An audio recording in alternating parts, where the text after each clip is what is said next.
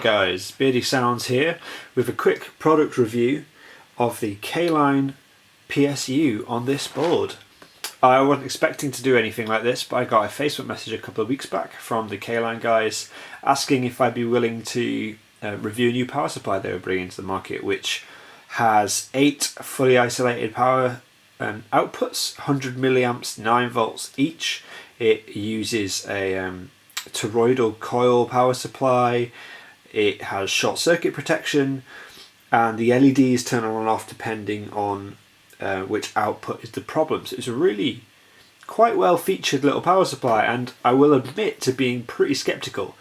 I have had power supplies go bad on me in the past, and so I wanted to make sure this was good.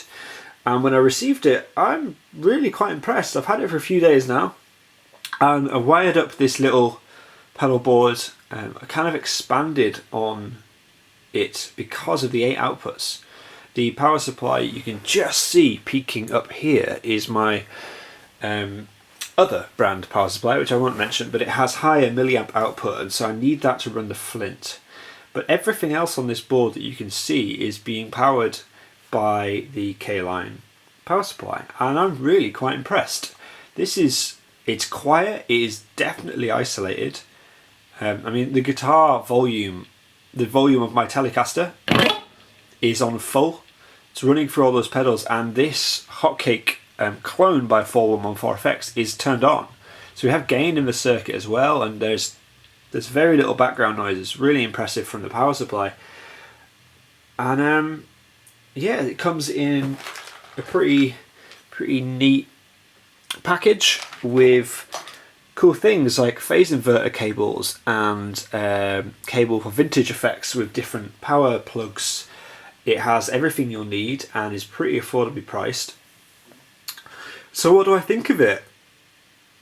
I must admit I'm impressed. I wasn't expecting isolation, and I've tried running pedals like my Flint with particularly with the Little Bear Rat clone down here before, and if they're not isolated you do get the hum, you know, like a high-pitched ring or a hum that comes in when both are active. And I know at the moment that's not happening because the Flint is being powered by something separate, but all of these outputs are a mixture of digital and analog of different types of pedals. I've even been running a few of my other pedals off my other board off this just to check, and it works great. It seems to be really isolated. The blue LEDs are really cool for letting you know that everything's working fine, and obviously a tiny bit of uplighting. The power cables that are supplied with it are like well made. They are, let's see if I can find one floating around. I should have got a prop first, but they're like this. So right angle jack at one end, quite a low profile one, and a flat at the other. Great for hiding the power supply away and then having those right angle jacks to save space on the top. And as I said, it's powering everything on this board. Isolated, every pedal has its own output. So we have boost, overdrive, another boost. The Flint isn't being powered by that, but there's a fuzz with a boost, a drive with a boost. The Clockworks delay, which is a 100 milliamp draw, and I can tell you it's working. You know, turn that on, it's working absolutely fine. All the features are there, it's all...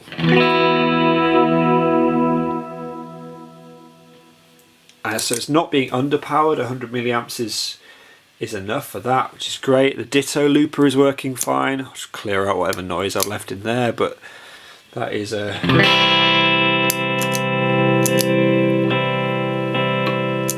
So yeah, everything is working, and I'm impressed. So if you guys are after an affordable power supply, I can't remember what these are running at, but I'll post a link to the sale in the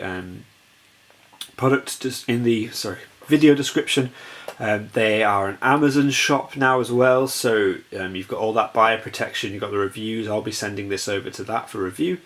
And yeah, 8 outputs, 100 milliamps each, 9 volt, isolated, affordable.